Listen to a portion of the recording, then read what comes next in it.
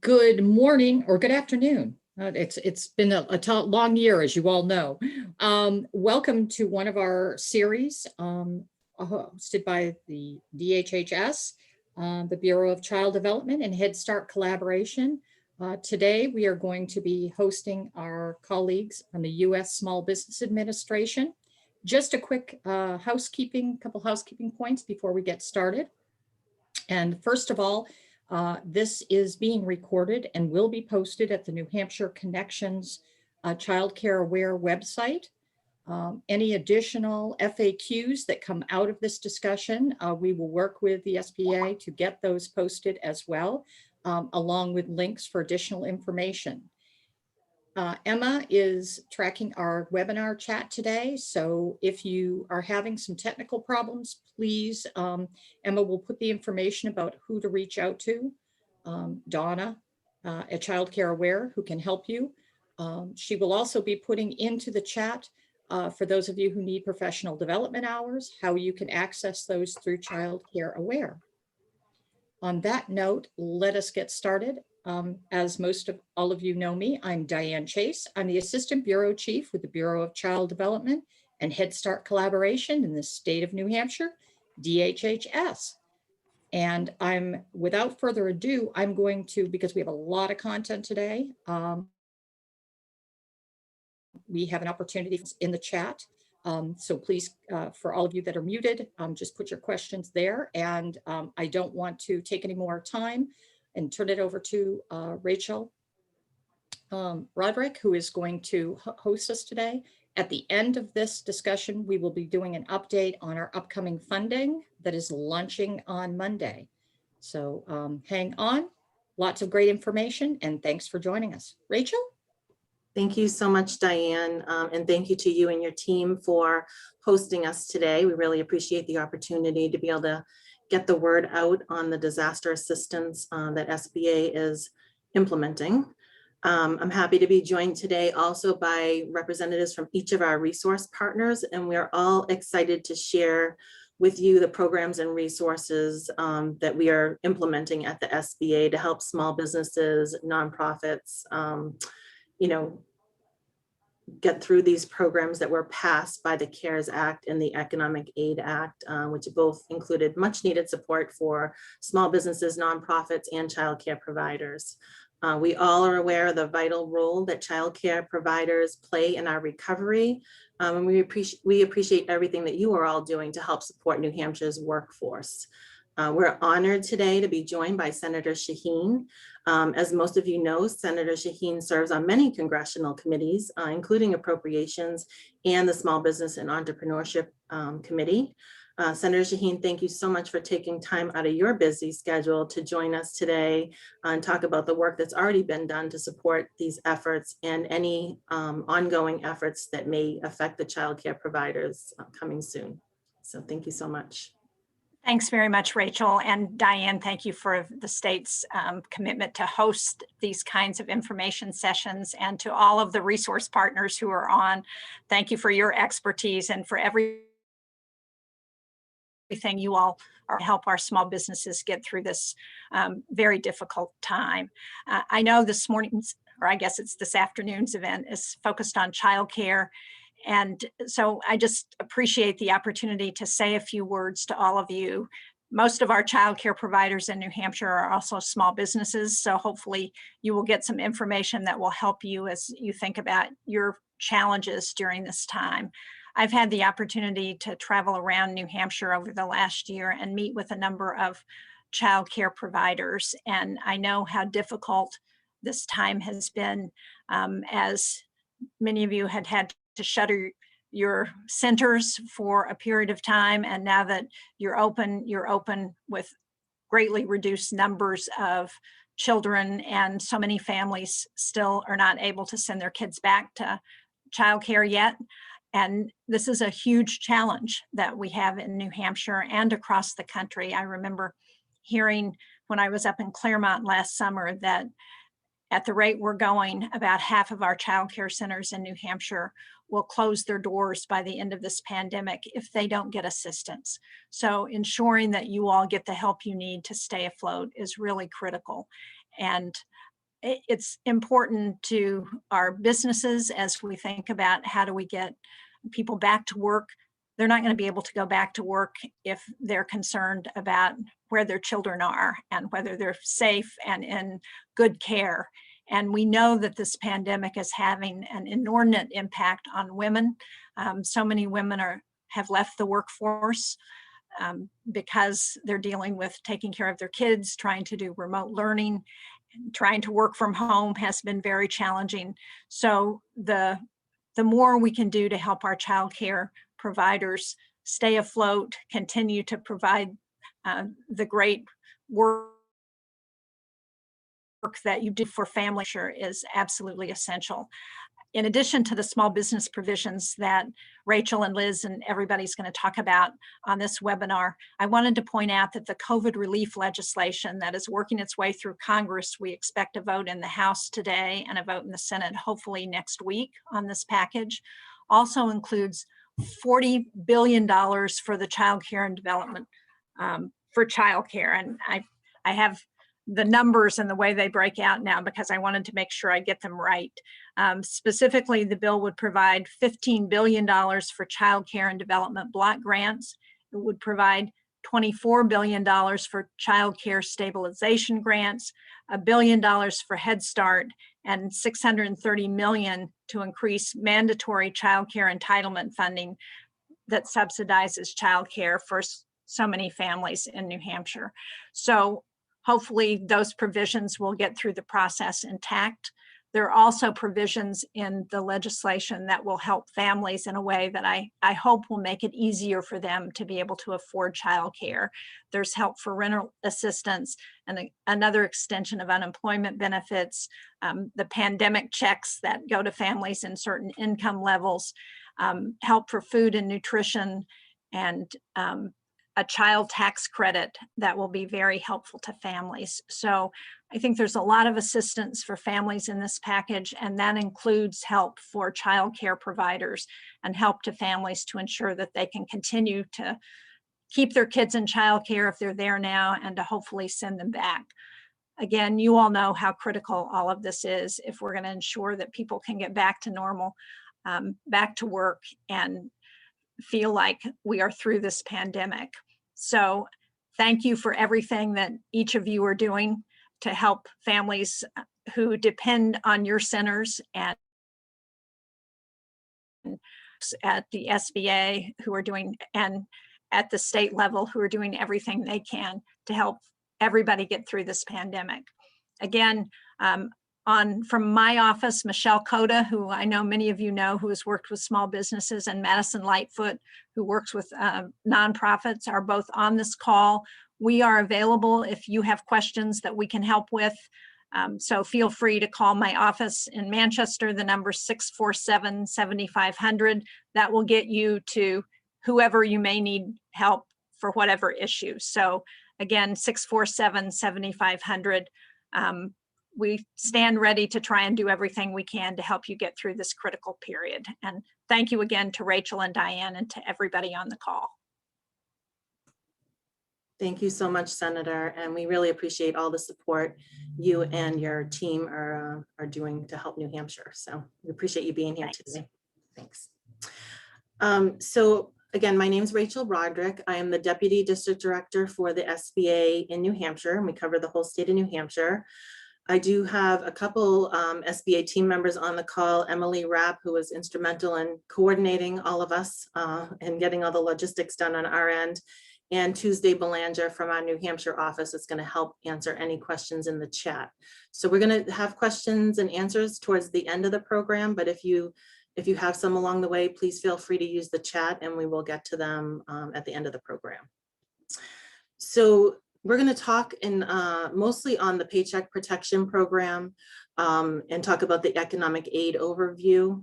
There are a lot of components to the disaster relief program and our regular core program. So again, we're going to focus on the PPP program, but I'm going to also touch briefly on some of the other assistance that SBA is implementing as well, just so you're aware. The PPP reopened to all of our lenders on January 9th. Beginning this past Wednesday, by executive order, the Biden administration has restricted the applications that SBA will be accepting over the next 2 weeks to ensure that the lenders are focusing on those very small businesses and nonprofits. So there is a limit of applications being only accepted for organizations that have less than 20 employees, starting Wednesday of this past week and going through March 10th, just so you're aware. If anyone did have a pending application, those will still be going through the system, but this would be just for new applications. And that's mostly meant to just make sure that we're addressing those very small businesses and that the funding, it gives a little breather room on the funding being expiring. Just to give you all an idea, nationwide, the agency has already approved about 2 million applications since the Economic Aid Act was passed for about $140 billion. As of the 21st of February in New Hampshire, we've done 8,222 loans for $284 billion. The program does expire March 31st. We're expecting that the funds last till then, but we are strongly encouraging people who haven't started the process to move forward with those applications, because the program will only be around as long as the funds are available. So I just want to give people that information. And just to go back a little bit and just to give people an idea, in 2020, we approved about 25,000 of these PPP applications in New Hampshire for about $2.5 billion. For childcare, we had 222 childcare applications for about $20 million. So part of doing this call is to make sure that we are reaching out to everybody that is eligible, especially want to focus on those small underserved businesses and nonprofits, to make sure that you're aware of the program and how to access the resources to help you navigate it. So that's why we're all here today, and that's our goal.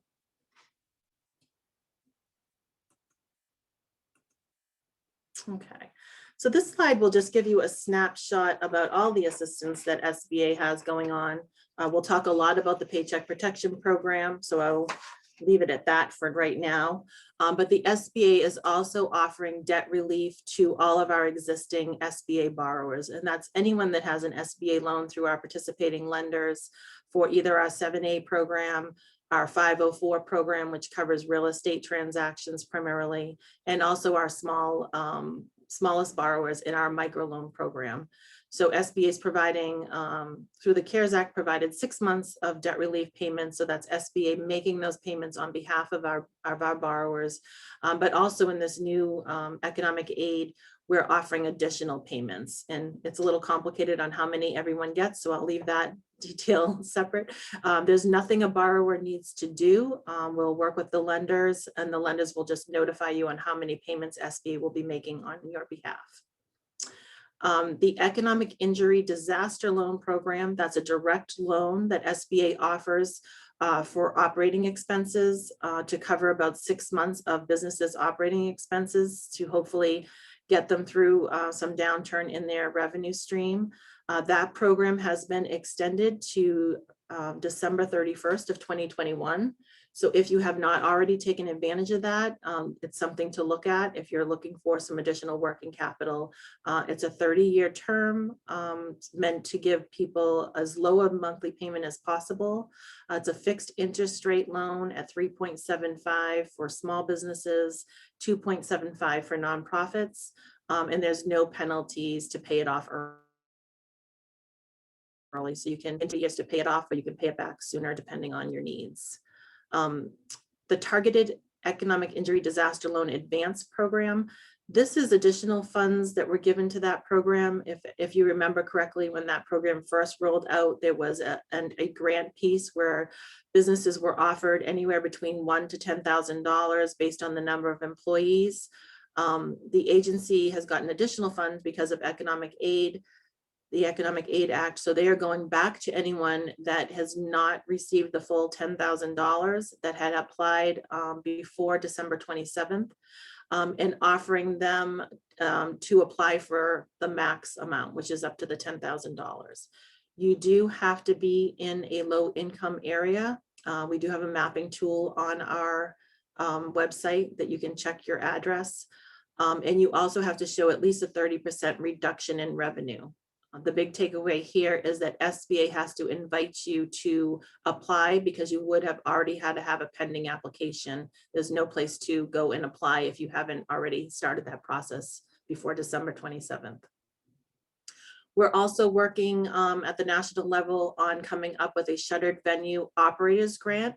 I don't think that affects probably many, if any, on this call, but just so you're aware, live venues, operators, movie theaters, museums, etc., will be offered a grant through the SBA under that program. It hasn't been released yet. We're hoping to hear something over the next several weeks on that.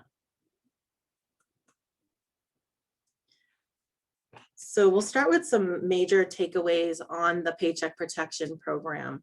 And basically this loan is meant to help businesses pay for their payroll, cover self-employment income.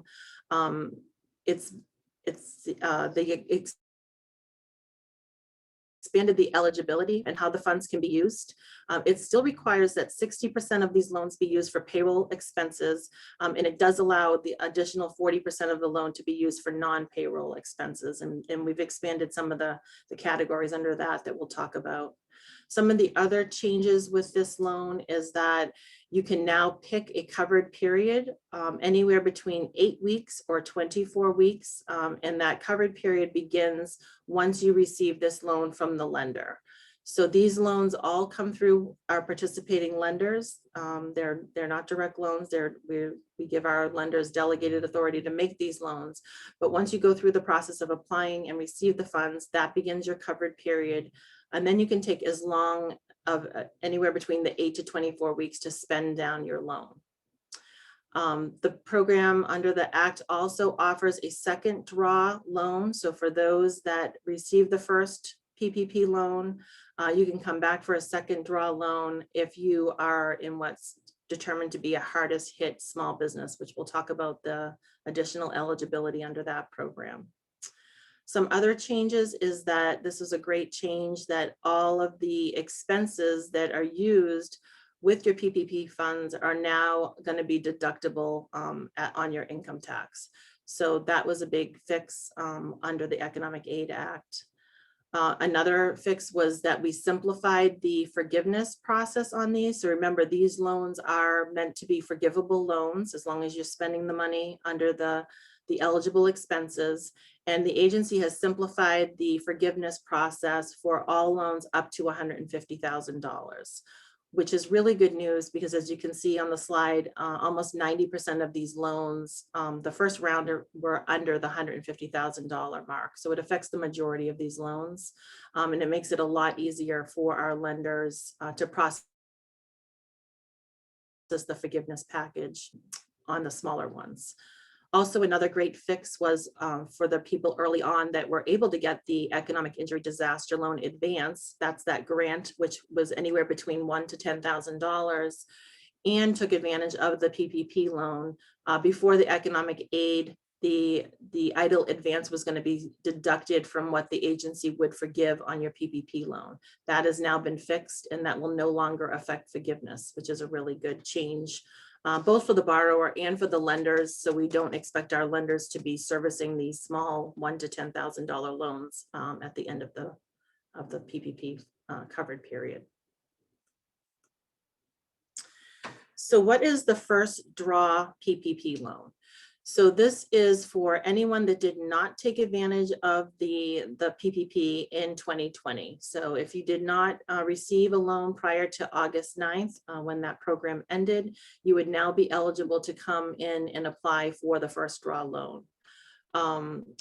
We did expand eligibility, which we'll talk about. There's additional entities that are eligible. As we talked about, the covered eligible expenses have been also expanded. That's that 40% that you can use on non-payroll. So that also is including now some operation expenditures, supplier costs, and probably most important to people on this call is any PPE, worker protection expenditures can now be part of that 40% of the loan. As I said before, the borrowers can now set their covered period. So it would begin when you receive your funds, but now you can take anywhere between 8 and 24 weeks to spend your funds. You don't have to decide the exact number of weeks you want to use for your covered period until you actually go through and use your funds. So if you get your loan and it takes, your loan on eligible expenses and it takes you 10 weeks, you can then say on your forgiveness package that my covered period ends in 10 weeks or 12 weeks or however long it takes you to spend your proceeds.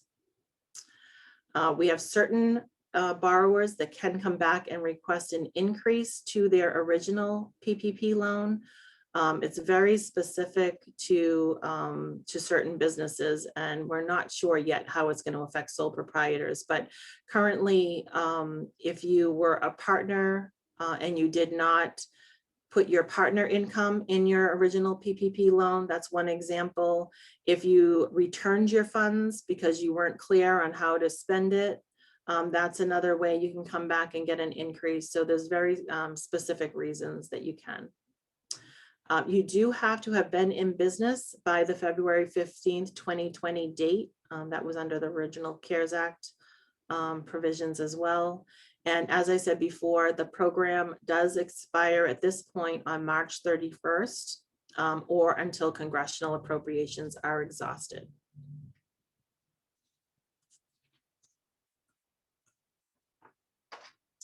So a few of the new entities that are now eligible for the program include housing cooperatives, destination marketing organizations, certain 501c6 organizations, such as a lot of the chambers of commerce can now apply, and eligible news organizations. Always have been eligible, but there's been some misinformation out there. Sole proprietors, independent contractors, and self-employed individuals have always been eligible. And if you didn't take advantage the last time, the program is open for you. So a lot of people misunderstood because it's called the Paycheck Protection Program, that if they didn't have those W-2 employees, they were not eligible. That is not the case. As long as you are eligible to apply for the program, and we strongly encourage you to do so. Of course, all business entities, including partnerships, LLCs, and corporations, nonprofit organizations, 501c3 organizations are eligible. There's a special veterans organization nonprofit called the 501c19. Those entities are eligible, and tribal businesses. Some other general provisions here are that the size standard, which I don't think affects many small businesses in New Hampshire.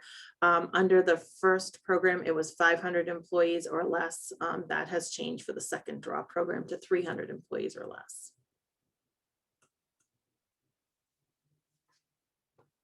So the Second Draw PPP loan, again, the size standard has shifted from the 500 employees down to the 300 employees or less. But you also, because it's meant to serve the harder hit small businesses, they do require that you document at least a 25% reduction in your gross receipts. So that for most people that were in business for 2019 and 2020, you're going to compare your first quarter to your first quarter of 2019 to your first quarter of 2020, second quarter to second quarter, third quarter to third quarter. You only need to show a 25% reduction in one of those quarters to be eligible. There are some special rules for people that weren't in business all of 2019. So if you do fall in that category, we would encourage you to reach out to our office for additional guidance on that. The way the loan is calculated is very similar to the way it was calculated before. So your borrower will come up with your average monthly payroll cost, and this can be based on either 2019 or 2020 payroll costs. And then you would take 2.5 times monthly payroll, up to a $2 million cap on the loan this time.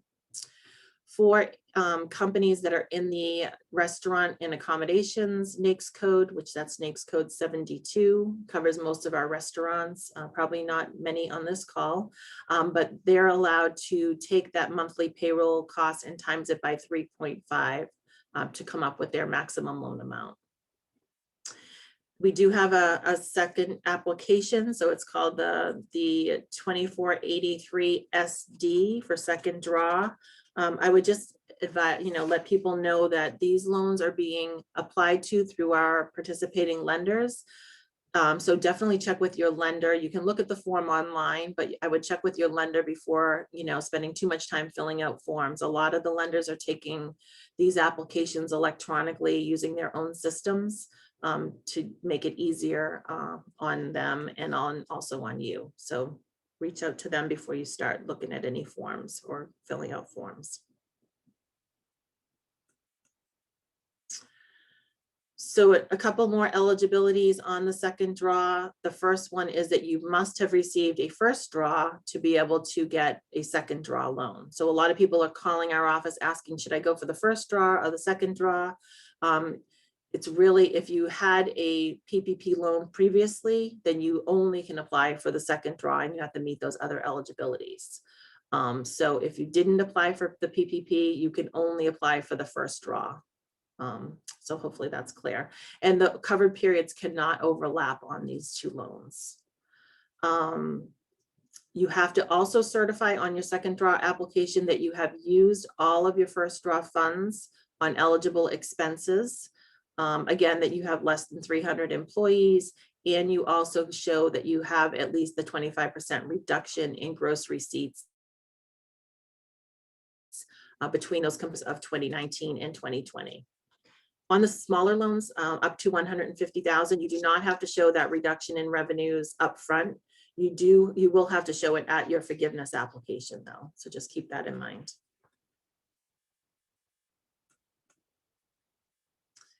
So how the whole process works, as I said before, this is a delegated lender program.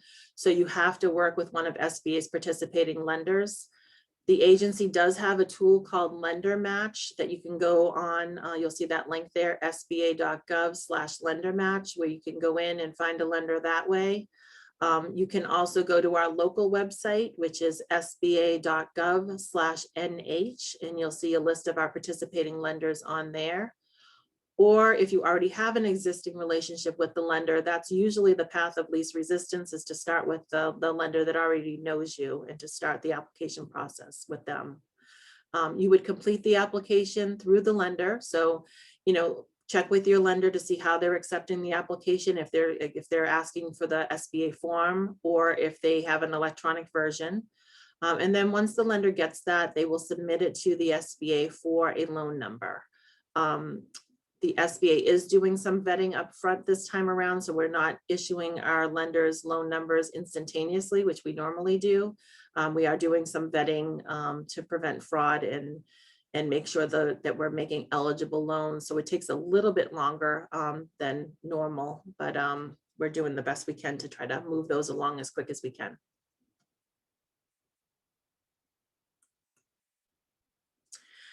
So we expect, like I say, most of these loans to be forgiven. If for some reason there is a balance at the end for maybe a business that didn't spend the money on an eligible use of proceeds or something like that, there is a provision for that to turn a loan. So it would be a fixed interest rate loan of 1% for 5 years, payable at they are deferring payment until 10 months after your covered period ends, so no payments due until then. But like I said before, we're expecting the majority of these loans to be 100% forgiven.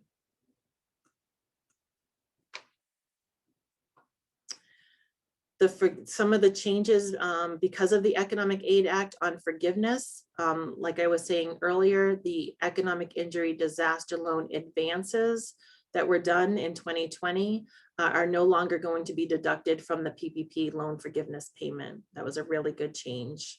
Again, on the deductible expenses, so anything that the PPP loan funds were used for will now also be tax deductible when you're doing your income tax. The IRS has some guidance out there. Also, whoever does your tax preparation can also help you with that as well. We expanded the forgivable expenses. So one example of that is the PPE, any equipment that you had to buy, any additional, provisions you had to make because of COVID to protect your children or your workers, all of those would be forgivable expenses now under the PPP program. And then we did simplify the forgiveness for all applications up to the $150,000 and under. When you do receive forgiveness on these loans, that income is also not taxable income on the federal level.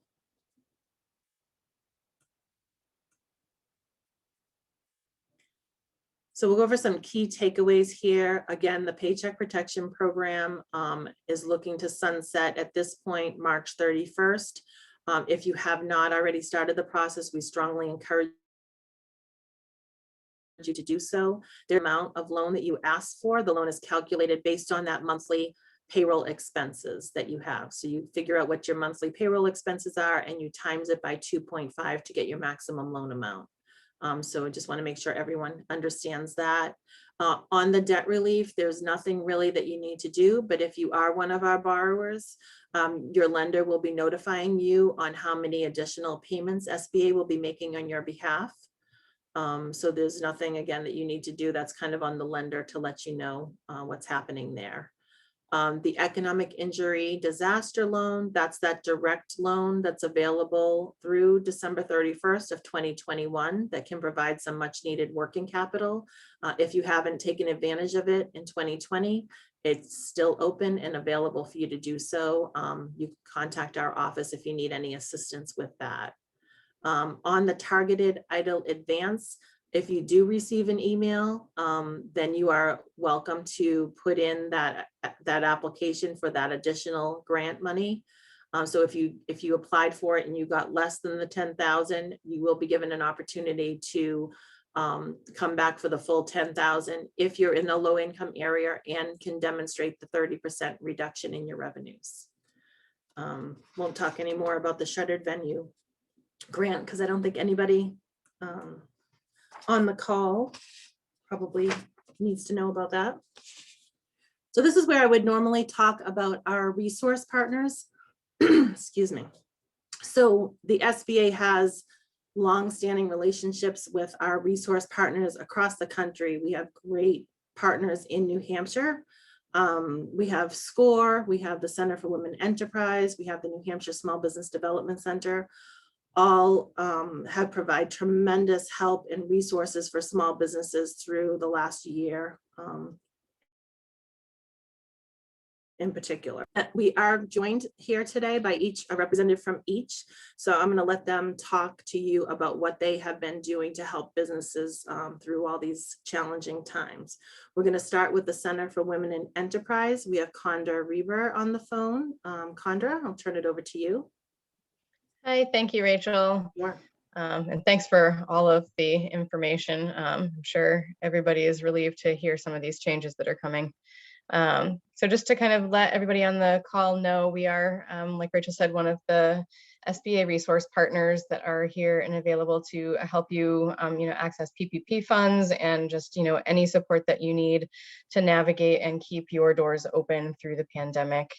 Just to give a little bit of history, we are Center for Women in Enterprise is a nonprofit organization that holds we are the grant recipient for the Women's Business Center here in New Hampshire, and we also have offices in Vermont, 2 in Massachusetts, and 1 in Rhode Island. And through that program, we are able to provide support for women who are looking to start and grow their businesses here in New Hampshire. And we do that primarily through two means. And some of these, like, you know, we hear through from the other resource partners, some of what we do overlaps a bit.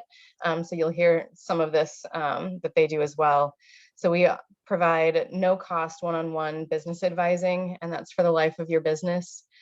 So you can come to us, you know, with any of the questions that you have, any of the roadblocks that you have, and we can connect you with either one of our staff that will provide that general business advising. And we also have a network of specialists that can come in and help you with specific topics that you might need. And we also provide support through technical assistance training, and that's essentially workshops and classes, and runs the gamut from, you know, people who are just thinking they might want to start a business and want to, you know more about, you know, what does it really entail to own a business, all the way through, you know, people who have been in business for years and are looking to exit and create, you know, succession planning and exit strategies. So we have workshops ongoing throughout the year, and I think you'll have our contact information provided, and you'll be able to, you know, check us out and sign up for services from us.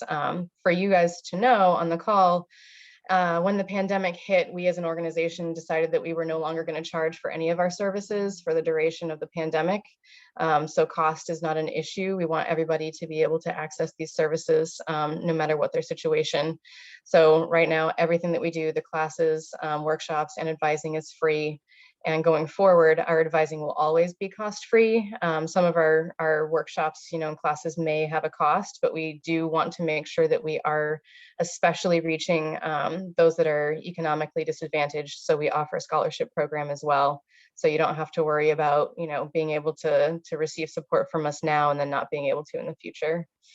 And essentially, we also have two other programs that are of interest to our clients. So you might also be able to receive services through the Veterans Business Outreach Center that is also housed within CWE, and that provides technical assistance training and advising and mentoring for people who are active duty, who are veterans, their family, their spouses, their adult children. We just want to make sure that we are getting the right services and support to those folks who have served our country and now would like to, you know, have their own business here.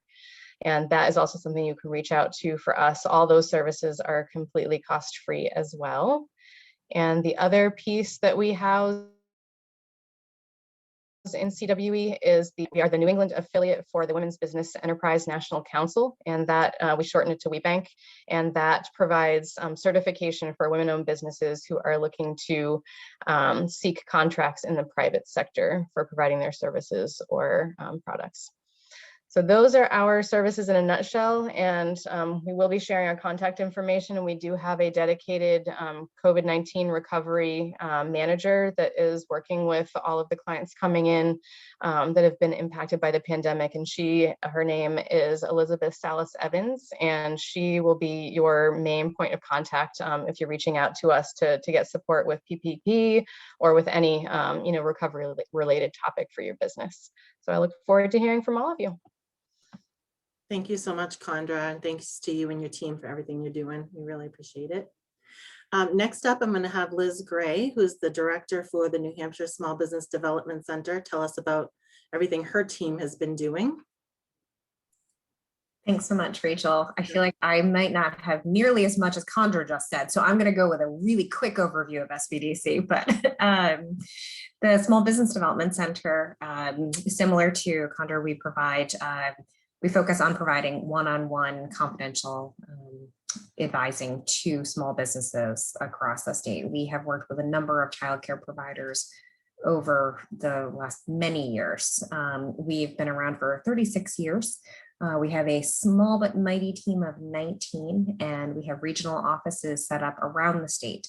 So although we're working remotely, you can connect with a local business advisor, whether you're in the Southwest region, the Merrimack Valley, Seacoast, or up in the North Country. Our folks right now are meeting via Zoom, but hopefully we will be able to visit you all at some point on site in the next few months. But our focus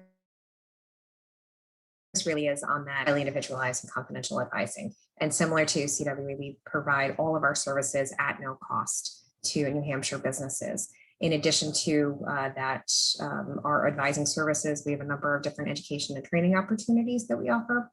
A big one that we started last April were all the webinars that we've hosted. So since April, we've hosted, I think, 250 different webinars on a variety of different topics, many of which have been focused on COVID relief programs, either at the state or the federal level, as well as cash flow management.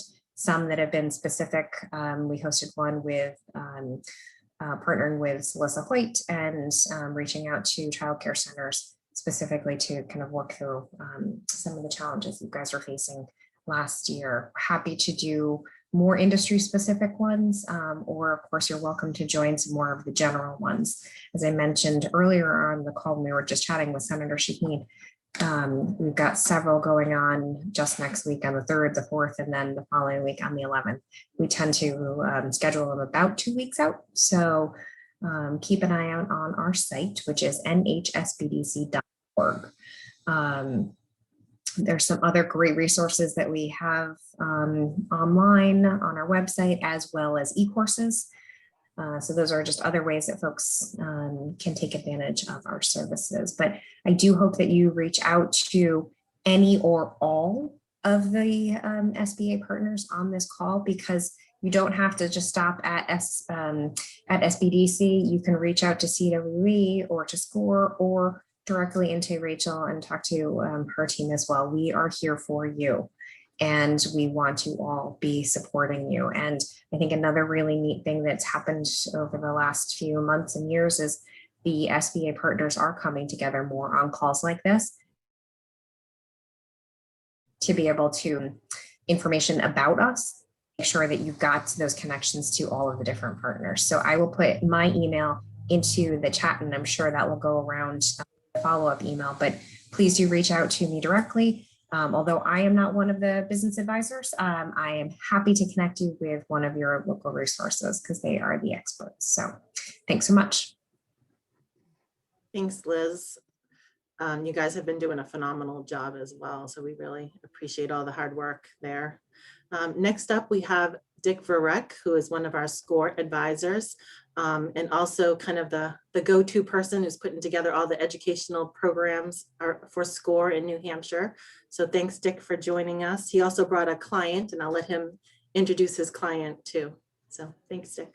Thanks, Rachel. Hi, good afternoon, everybody. I'm Dick Verreck. I'm a volunteer with the Merrimack Valley chapter of SCORE, and actually I'm one of over 10,000 volunteers across the country whose mission is to provide free mentoring service and quality education to current or aspiring small business owners. The two SCORE chapters in New Hampshire, we're staffed by over 150 volunteers, majority of whom are certified mentors.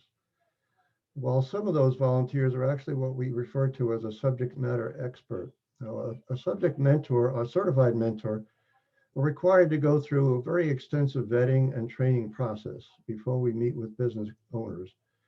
You might want to think of us as your kind of like your primary care provider.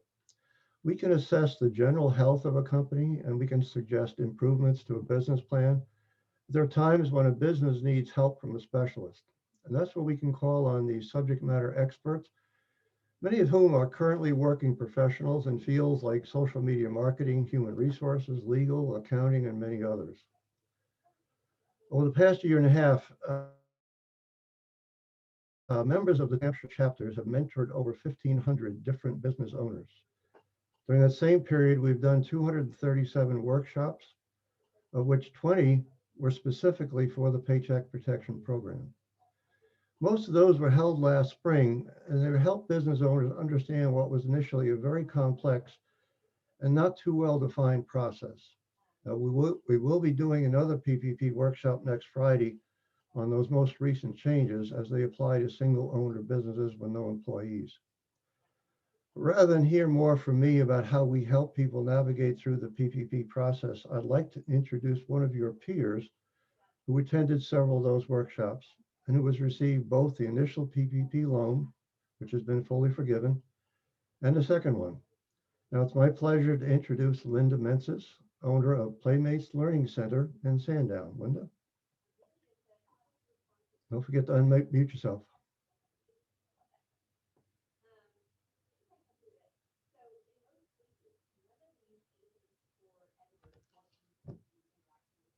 There we go. Okay. Okay, sorry about that. Thanks, Dick. Yes, I am the owner of Playmates Learning Center in Sandown. About a year ago on March 13th, we received news of COVID-19 impacting our state. At that time, we had 22 employees and we served 102 children.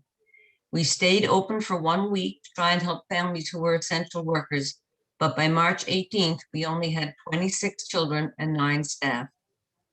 Families and staff were afraid to leave their homes. We closed on March 20th, stayed open for a number of weeks, and reopened on May 11th with 9 children and 2 staff.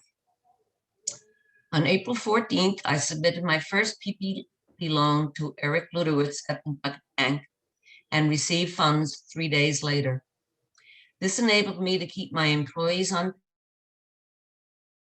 payroll, even at work, and the only paperwork I needed to was at the end of April. I was overwhelmed with the paperwork that I needed to complete for the financial end of my business, and I reached out to SCORE. I found 2 SCORE mentors who were there to support me when I was ready to close my business down. I learned about making Zoom calls, attending online webinars, and to pick up the phone when I had a question. In May, I applied for and received an EIDL loan, but by the end of June, both loans were expended and I was very low on my business checking account. I borrowed from my savings and from my family to keep my business open. I am the only childcare center in Sandown, and I knew that I needed to serve families who needed my childcare services. In August and September, I received New Hampshire State CCRSP awards. These awards enable my business to stay operating. In September, we had a new reason to stay open because families needed remote learning centers. So I opened one of those, and we are now serving about 22 children of my employees and children of my families who need to go to work and need a place for their children. In October, I submitted my forgiveness application to Paycheck Bank, and all but $10,000 was forgiven. And now that $10,000 was also forgiven. In December, I received the State of New Hampshire CCCAS award. In January, I applied for the PPP 2 loan from Paycheck Bank, and I received it 2 weeks later. These financial supports have enabled me to currently serve 75 children, and I'm currently employing 15 staff. I hope that once public schools open, my before and after school program will increase, which will increase my income to pre-pandemic levels. In addition to the financial support of SBA and the state of New Hampshire, I submitted over 100 invoices to the state of New Hampshire COVID-related absentee program, and I was able to return about $11,000 to local families who paid for childcare while they had to quarantine. Without taking advantage of all these programs, my 30-year-old business would have closed, and I will be eternally grateful to SCORE, SBA, and all those in New Hampshire who made these programs available. Thank you. Thanks, Linda. Thank you so much, Linda, for sharing your story and for joining us today. We really appreciate you taking the time. And thank you for everything you're doing to help support families in your area. Thank you. You're welcome. Sure. So just quickly, and then we're going to turn it back over to Diane. I just wanted to get my mouse over here. Here we go. Okay. I just wanted to give you some ways to stay in touch with things. Like as we had been talking, there are some changes coming soon to these programs and constant changes to these programs.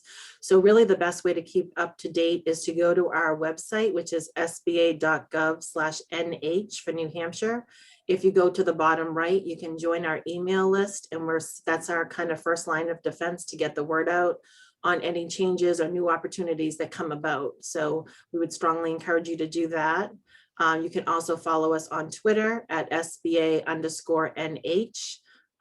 We have an email box here. We are staffed in our office. We have 5 of us in here every day. So you can either call our office at 225-1400, or you can send us an email at newhampshire_do@sba.gov, and we will try to answer any of your questions and make sure you get in touch with any technical assistance providers that can help you navigate all of these programs. So really appreciate all our partners being here today as well. Thank you so much again for everything that you've done to support our programs and support our businesses. We couldn't have done it without you. So really appreciate it. I'm going to turn it back over to Diane, and then we'll open it up to some questions after she has a few remarks. Thank you so much. And thank all of you for the extensive information. As one of the biggest things for us that's been so helpful is you clarifying the role of SBA and the source of the funds and all of that sort of thing. We have a lot of folks that have called us for advice, and the first thing we have to say is it's not our program. It's awesome, but it's not ours. So thank you for all this information, and we will continue to share the resources with our broader community. Just a couple quick highlights from me. Speaking of funding, those of you who are on the call may know that our latest infusion from the Fed through the Coronavirus Relief and Recovery Appropriations Act, CRRSA, as it is being called, our grant award applications open on Monday, March 1st, on our New Hampshire Connections Information System. You should have received emails about that. We still have some folks that are having a little bit of a challenge getting into it. Just to emphasize to folks, bear with us. We're going to get you in. We're going to figure that out. It's not a first come, first serve basis. Although the application opens up on March 1st, it does not close until March 17th. And you get the same consideration if you apply Monday or if you apply on March 17th at 9 o'clock at night. So please do not worry about that. We will get you covered. Eligibility questions are answered, most easily answered by reading the materials on the Child Care Aware New Hampshire Connections website. But very simply, it is for child care programs licensed and license exempt, family child care providers, home license exempt providers, except those caring for relatives exclusively, day camps, and municipal programs that are providing child care to or child care like setups, full day care. If you have any questions about your eligibility, and after school as well, if I didn't include that, if you have any questions about your eligibility, please reach out again to the Child Care Aware folks that you will see on the website. It talks about all the different resources we have. It's a simple, down and dirty 8-question application. Much of it's pre-populated, and we're hoping to have funding decisions out by the 26th. The other thing that you need to know is that our absent due to COVID program has been extended through May 2nd.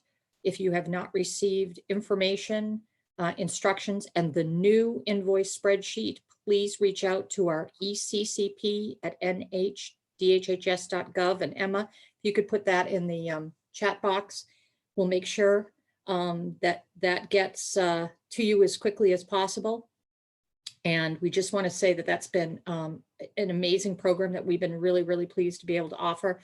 We had 6,000 invoices come in. That means 6,000 children were absent for certain days and certain weeks, up to 10 is what it is. It covers 10 days that we were able to reimburse childcare centers for, which as our speaker just said, Linda just said, that went directly back to families. And thank you so much for doing that. And please also, when you're looking at the Child Care Aware, it's under financial resources, under COVID, all of this information.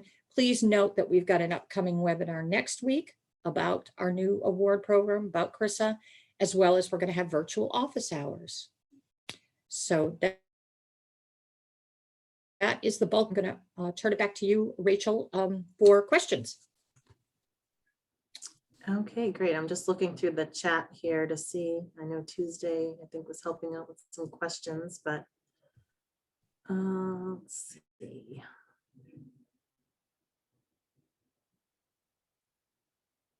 So we had one question on the EIDL loan. It was asking if the EIDL loan funds can be used for expansion. So the use of proceeds for the economic injury disaster loan program is really to pay those monthly operating expenses. So any, of your regular monthly expenses, any payments you may have on any loans, that type of thing. It's really not meant for expansion.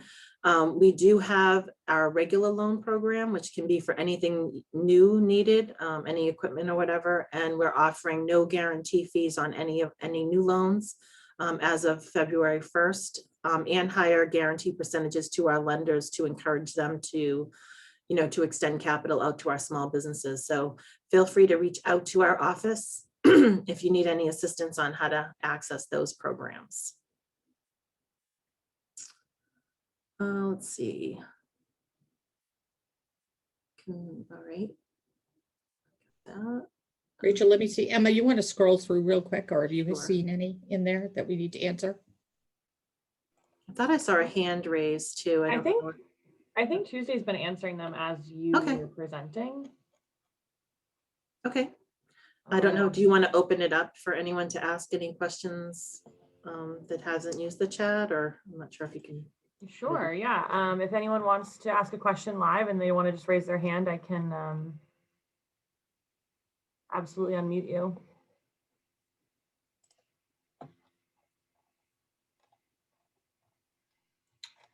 I'm scrolling through the list now. So if we do have a question from Gail Lebrecht. Does the EIDL loan advance have to be repaid? No, the advance is a grant that does not have to be repaid. One of the good changes in the Economic Aid Act was that the amount you received in that grant would not affect your PPP forgiveness going forward. And if it did, as I think Linda had the experience by the sound of it, the SBA will make that whole. So they're going to, get those funds that were originally taken out of the PPP forgiveness back to the lender to return to the business owner. So there will be no effect on forgiveness for that. If I could just add to that, I had actually made 3 payments on my $10,000, and the bank turned around and gave that back and forgave the rest. Great. Awesome to hear. That's how it's supposed to work. So we're glad it's working like it's supposed to. I got an EIDL loan last time, but did not get the grant. Can I get the grant now? It depends. So if you had applied for the EIDL loan before December 27th, you will be given an email invite, and those are, excuse me, in the process of being sent out. There's 5 million applications, so it's taking the agency a little time to get the emails out to everyone individually. But if you get the email, you'll be invited to apply for that $10,000 grant. You will have to have been in a low income area, and we can get you the mapping tool if you want to plug in your address. That's the first thing you need to be able to show that you're in one of those identified areas. And then you have to also document that you had at least a 30% reduction in revenues. So wait for the email. You can go on the website and kind of see the documentation that's going to be required. We can get you a link to that if you contact our office, and a link to the mapping tool. They're kind of how you can get prepared for that. But as long as you met that December 27th deadline on your application, you should have an opportunity to come back for the grant if you meet those other eligibility. So we have another question. If you received a PPP loan last spring and haven't yet applied for forgiveness for that loan, is it too late to apply at this point?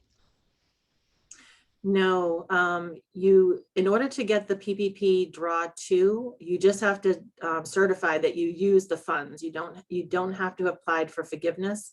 And actually, you can wait and apply for forgiveness under both loans, because you have 10 months after your covered period ends to apply. So there's plenty of time to apply for forgiveness. They just make sure the covered periods don't overlap. So you want to make sure that you used all your funds from the first PPP loan before you get your funds for the second one, if you qualify for that. What if a church received a PPP loan, but it did not include its licensed childcare center? How should we apply? So if it's a separate legal entity, then you would apply with a separate tax ID number, then you would apply separately for a PPP first draw if you did not apply for that the first time around. And if you need, if you know, that's kind of a very specific question. If you want to reach out to us at either the 225-1400 or our email address, we can, you know, talk in a little bit more detail about that. But basically every separate legal entity would be a separate application. I'm going to go ahead and stop us there if that's okay, because we're Sure. a little bit over time. Emma, you and I will stay on for a minute or two if anybody thinks of any other questions they want to add, and we can pass those along.